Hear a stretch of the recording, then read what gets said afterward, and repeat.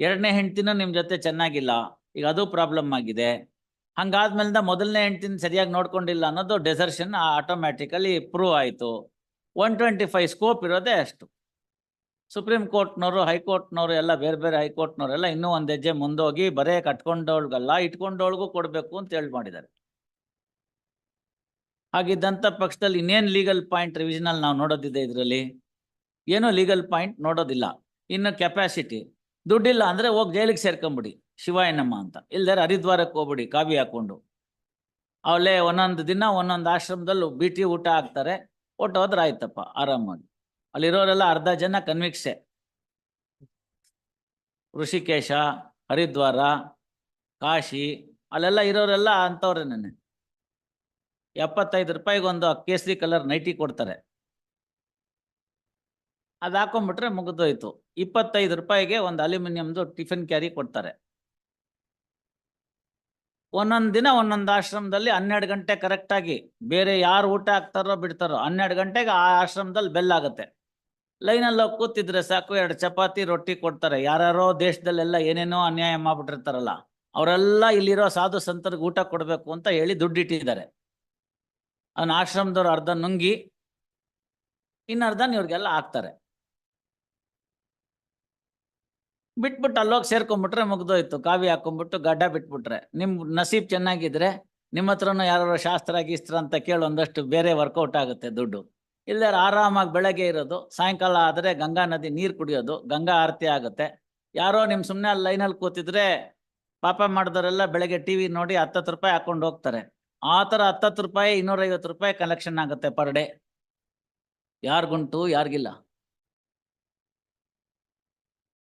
ಬೇಡ ನಾನು ಇಲ್ಲೇ ಇರಬೇಕು ಅಂತಾದರೆ 1ನೇ ಹೆಂಡ್ತಿ 2ನೇ ಹೆಂಡ್ತಿ 3ನೇ ಹೆಂಡ್ತಿ ಅಂತ ಇದ್ದು ದುಡಿದು ತಂದಾಕಿ ಅವ್ರನ್ನ ಕಾಪಾಡಿ ಅಂತಾರೆ supreme ಕೋರ್ಟ್ನವರು.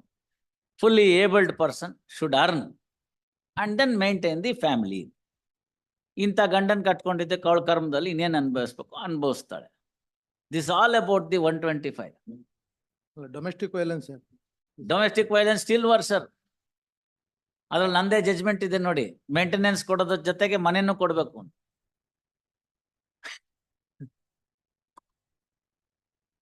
See, in domestic violence, the purpose is to first to restoration of the domestic comforts. ಗೊತ್ತಾಯ್ತಲ್ಲ? ಅದು ಕೊಡಲಕ್ಕೆ ಆಗ್ಲಿಲ್ಲ ಅಂತ ಇಟ್ಕೊಳ್ಳಿ. ಉದಾಹರಣೆಗೆ ಬಾಡಿಗೆ ಮನೆ, ಅವನೇ ಬಾಡಿಗೆ ಮನೆ ಬಿಟ್ಬಿಟ್ಟಿರ್ತಾನೆ, ಎಲ್ಲಿ ಸೇರಿಸೋದು? ಅಂತಹ ಸಂದರ್ಭದಲ್ಲಿ ಅವ್ರಿಗೆ ಕೊಡ್ತಿದ್ದಂಥ ಕಂಫರ್ಟು ಏನಾಗ್ತಿತ್ತು ಅದಕ್ಕೆ ಸೂಕ್ತವಾಗಿರ್ತಕ್ಕಂಥ ಅಮೌಂಟ್ನ ಮೇಂಟೆನೆನ್ಸ್ ಅಂತ ಕೊಡ್ಬೇಕು. That is the last priority. ನಮ್ಮ ಮ್ಯಾಜಿಸ್ಟ್ರೇಟು ಡೈರೆಕ್ಟಾಗಿ ಅದನ್ನ 125 ಪ್ರೊಸೀಡಿಂಗ್ಸ್ ಥರ ಡೈರೆಕ್ಟಾಗಿ ಮೇಂಟೆನೆನ್ಸ್ ಅಲೋ ಮಾಡ್ತಾ ಇದ್ದಾರೆ. No, that is not the purpose. Purpose is to see that she would be brought back to the shared residence ಅಂತ. That is the purpose of domestic violence act. throughout the proceedings Maladi has paid the interim maintenance. ಈಗ ಆಯ್ತಲ್ಲಪ್ಪ, ನಾಳೆ ಬೆಳಗ್ಗೆ ಗಂಟು ಮೂಟೆ ಸಮೇತ ತಮ್ಮ ಮನೆಗೆ ಬರ್ತಾರೆ, ಸೇರಿಸ್ಕೊಂಬಿಡಿ ಡೊಮೆಸ್ಟಿಕ್ ವೈಲೆನ್ಸ್ ನಲ್ಲಿ. ಮ್ಯಾರೇಜ್ ಡಿಸಾಲ್ವ್ ಆಗಿದೆ ಸರ್. ಮ್ಯಾರೇಜ್ ಡಿಸಾಲ್ವ್ ಆಗಿದ್ರೆ ಅಲ್ಲಿ ಪೀರಿಯಡ್ ತನಕ ಏನ್ ಕೊಡ್ಬೇಕಾಗಿತ್ತು ದುಡ್ಡು ಕೊಟ್ಬಿಟ್ಟು ಅತ್ಲಾಗ ಮುಗೀತು ಅಂತ ಹೇಳಿ ಕೈ ತೊಳ್ಕೊಂಡ್ಬಿಡೋದು.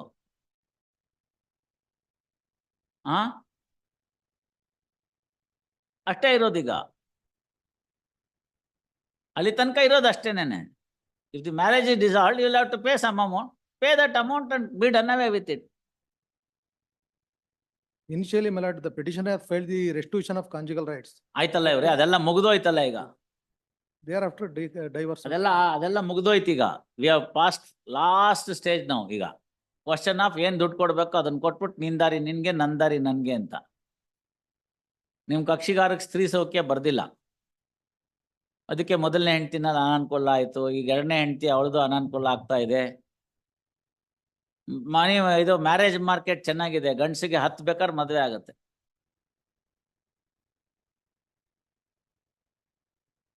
ಏನ್ ಮಾಡೋದು? ಸಮಾಜ ಹಂಗಿದೆ, ಕಾನೂನು ಹಂಗಿದೆ. ನೀವೇನ್ ಕೊಡ್ಬೇಕು ಕೊಡಿ, ಅದನ್ನ ಕೊಟ್ಬಿಟ್ಟು ಮುಗಿಸಿ. ಈಗ ಎಷ್ಟು ಕೊಡ್ಬೇಕು ಇನ್ನ ಬಾಕಿ? 2 lakhs. 2 lakhs. They have not paid single rupee. 2 right. lakhs. ಅದನ್ನ ಎಷ್ಟು ಕೊಡ್ತಾರೆ ಈಗ? ನೆಕ್ಸ್ಟ್ ಡೇಟ್ ಅಲ್ಲಿ ಎಷ್ಟು ಕೊಡ್ತೀರಾ ಹೇಳಿ? This honorable court is granted. ಸ್ವಲ್ಪ interim- ತಡೀರಿ ಇವ್ರೆ. ನಿಮ್ಗೆ ದುಡ್ಡು ಬೇಕೋ ಬರೀ ಕೋರ್ಟ್ ಆರ್ಡರ್ ಬೇಕೋ? ಪೇಪರ್ ಡಿಗ್ರಿ ಅದು. ಅಲ್ಲ, ಇಂಟ್ರಿಮ್ ಆರ್ಡರ್ ತಗೊಂಡ್ರೆ 1 ಲಕ್ಷ ಡೆಪಾಸಿಟ್ ಅಂತ, ಅದು ಡೆಪಾಸಿಟ್ ಮಾಡಿ. ಅದನ್ನೇ ಕೇಳ್ತಾ ಇದೀವಲ್ಲ ನಾವು, ಸ್ವಲ್ಪ ನೋಡೋಣ ಅಂತ. But from the year 2010 to 2017. No mister, You have to deposit 1 lakh as per the interim order. How much you have deposited? But ask my client, my lord. No, ನೀವ್ ಹೇಳ್ಬೇಕು, ನಿಮ್ ಕ್ಲೈಂಟ್ ಏನ್ ಗೊತ್ತಾಗುತ್ತೆ, ನೀವ್ ಹೇಳಿ ಈಗ.